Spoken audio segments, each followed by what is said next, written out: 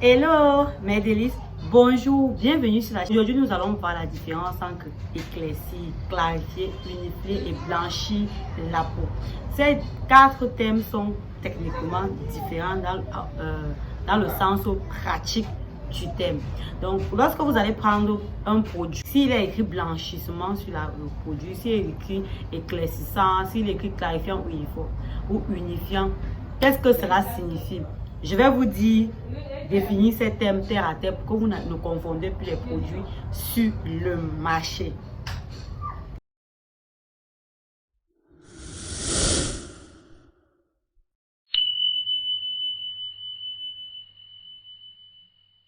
De t'abonner si c'est la première fois que tu arrives dans cette maison. Là, n'oublie pas de me laisser un gros pouce également vers le haut.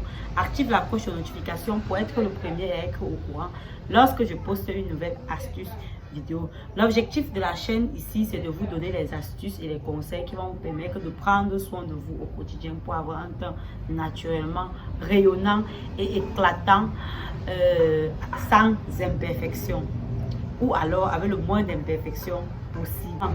Lorsque vous voyez sur un produit, il y a écrit blanchissant, cela signifie techniquement blanchir sa peau, c'est stopper la production de la mélanine sur la peau. Cela va, à la différence de éclaircir, ça va empêcher à la peau de bronzer à nouveau.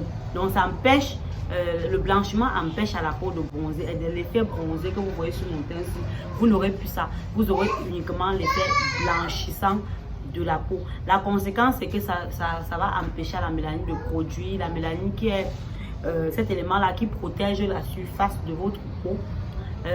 Votre peau sera sujette maintenant à des agressions externes, les imperfections, des odeurs. Le traitement de la peau est une méthode beaucoup plus radicale et beaucoup plus agressive pour la peau. Vous allez trouver dans les produits blanchissants, les produits contenant de l'hydroquinone, du mercure, ainsi que les glutations. Ce sont des produits vraiment très décapants qui va empêcher, qui va bloquer la production de votre mélanine. C'est une méthode qui n'est pas conseillée vraiment en cosmétique. C'est la raison pour laquelle souvent sur certains produits, vous allez voir éclaircissant alors que ce sont des produits blanchissants. Donc faites très attention à l'étiquette, mais sous l'étiquette, il y a toujours écrit soit hydroquinone, soit glutation, soit mercure. Faites attention à ce qui est écrit sur la composition des produits. Clarifier la peau signifier la rendre plus uniforme. On clarifie généralement sa peau en faisant des exfoliations. L'exfoliation ou le gommage qui va consister à éliminer toutes les impuretés, les imperfections, et les peaux mortes qui se trouvent à la surface de la peau. Et là, ça va vous laisser un teint propre, lisse et net pour faciliter la pénétration du produit. Clarifier également, c'est d'exfolier et d'oxygéner la peau afin de faciliter, de relancer la microcirculation au niveau des vaisseaux sanguins qui se trouvent à la surface de la peau. Donc un lait par exemple clarifiant, c'est un lait qui va éliminer les imperfections sur votre peau, qui va rendre votre peau plus unifiée, plus uniforme, qui va éliminer souvent, si on veut partir terre à terre, parfois la peau est propre ici et plus sombre ici. Donc le fait de mettre un produit clarifiant, ça va uniformiser l'ensemble des cellules ou alors la peau. L'éclaircissement de la peau, quant à lui, consiste à augmenter l'éclat et à redonner du dynamisme à la peau. Il s'agit d'éliminer les cellules ternes et relever la peau, donner à la peau une couche radieuse et éclatante. Il fait partie intégrante d'un rituel de soins de la peau pour lutter contre le vieillissement et pour obtenir un teint lisse et uniforme. Dans les soins contenant par exemple des crèmes éclaircissantes, vous allez trouver les ingrédients tels que la vitamine C, du rétinol, des achats ou du kojic. Comme son nom l'indique, éclaircissement de la peau fait référence à l'utilisation des produits ou des processus pour éclaircir la couleur de la peau, ainsi que les imperfections telles que l'acné, les taches, les vieillissements, les taches solaires.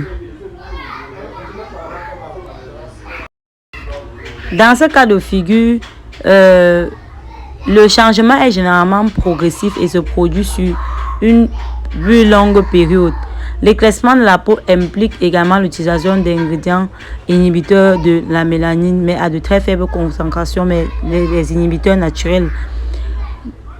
Ils peuvent être naturels ou synthétiques dans certains cas pour obtenir un teint plus clair et pour obtenir en fait son teint de naissance.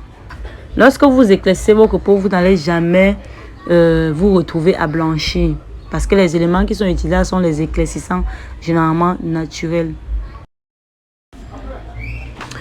Unifier son teint signifie se débarrasser des petits défauts qui pourraient venir ternir la peau du visage, comme les taches pigmentaires, les cicatrices d'acné ou encore les rougeurs.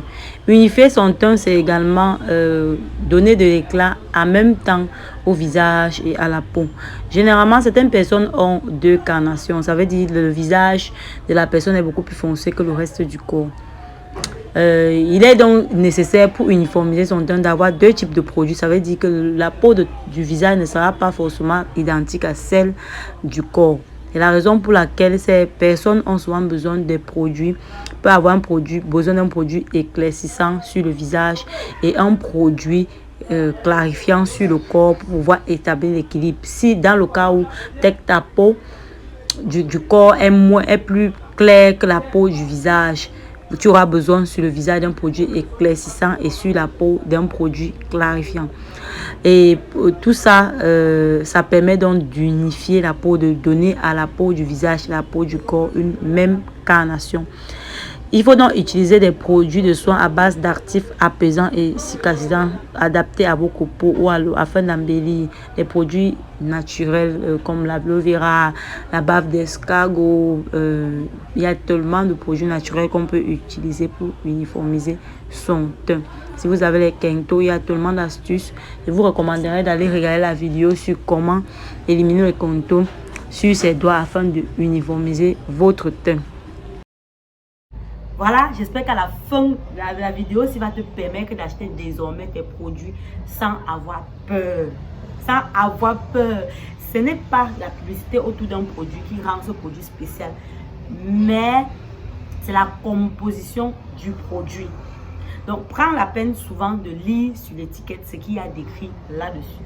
Ça va te permettre de savoir à peu près ce que tu utilises sur sa peau. Si tu n'as pas affaire à une entreprise qui fait de la cosmétique naturelle, prends la peine de toujours lire l'étiquette. Si tu veux changer partir d'un produit à un autre, lis, ma chérie, lis. Tu ne perds rien à lire.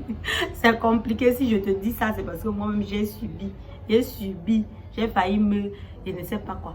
À un moment donné, j'avais les quintos qui sortaient, pas parce que je voulais me décaper, mais parce que j'ai acheté un produit. On m'a dit, ce produit est juste éclair. Ça va juste redonner l'éclat à ma peau, mais ça me décapait carrément. Je vais taire le nom du produit, mais je sais que toi aussi, tu as été la victime de ce cas. Donc, prête attention à la vidéo aussi.